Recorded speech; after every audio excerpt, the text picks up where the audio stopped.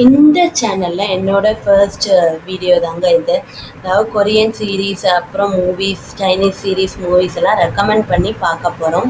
இன்னைக்கு நான் ரெக்கமெண்ட் பண்ற சீரிஸ் வந்து பர்த் ஆஃப் எ பியூட்டி. கொஞ்சம் பழைய சீரிஸ் தான், பட் ரொம்ப பழசு கிடையாது. என்னன்னா, ஒரு குண்டான பொண்ணு வந்து ஒல்லியாகி சீட் பண்ண ஹஸ்பண்டை ரிவெஞ்ச் எடுக்கிறது. அதாவது பார்க்க வந்து பழைய ஸ்டோரி மாதிரி தெரிஞ்சாலும் நீங்கள் பார்க்கும்போது நல்ல ஒரு மோட்டிவேஷனாகவே இருக்கும். கொஞ்சம் சில விஷயங்களில் வந்து செல்ஃபிஷாக இருக்கிறது நல்லது அப்படின்னா தோணும். சுற்றி இருக்கிறவங்களை எப்படி புரிஞ்சுக்கணுன்றதும் தோணும். அவங்க என்ன பண்ணுறாங்கன்னா, ஆப்ரேஷன் இதெல்லாம் பண்ணி அவங்க குண்டாக இருக்கிறவங்க ஒல்லியாகி அதே அவங்க ஹஸ்பண்டோட லைஃபுக்கு போய் என்னென்ன பண்ணுறாங்கன்றது தான், யார் யாரை எப்படி ரிவெஞ்ச் எடுக்கிறாங்கன்றது தான் ஸ்டோரியே.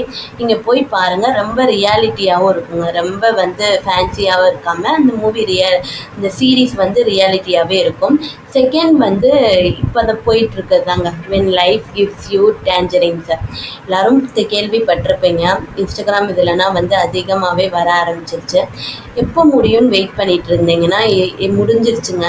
28 மார்ச்சோட முடிஞ்சிருச்சு. நீங்கள் போய் பார்க்க ஸ்டார்ட் பண்ணுங்கள். அதாவது பெரிய சிஇஓ, அப்புறம் வந்து ஹீரோ ஹீரோயின் பணக்காரங்களாக இருக்கிறது அப்படின்னா இல்லாமல் ரொம்ப ரியாலிட்டியான ஸ்டோரி, லவ் ஸ்டோரி, ஜென்ரேஷனாக லவ் ஸ்டோரி, லவ் பிரேக்கப் எல்லாத்தையும் பற்றியுமே ஒரு எமோஷன்ஸு எல்லாமே வந்து ஒரு மதராக எப்படி இருக்குது, கிராண்ட் மதராக எப்படி இருக்குது, எல்லாத்தையுமே கிளியராக ஒரு ரியாலிட்டியாக சொல்கிற சீரீஸ் தாங்க. ரியாலிட்டி எண்டிங்குமே இருக்கும். பட் கொஞ்சம் அழுதைங்கனாலும் கடைசி வந்து ரொம்ப சாட்டிஸ்ஃபைடு எண்டிங்காகவே இருக்கும். நீங்கள் ஏற்கனவே பார்க்க ஆரம்பிச்சிட்டிங்க, இல்லை பார்த்து முடிச்சிட்டிங்கன்னா எப்படி இருக்குன்றத கமெண்ட்ஸில் சொல்லிட்டு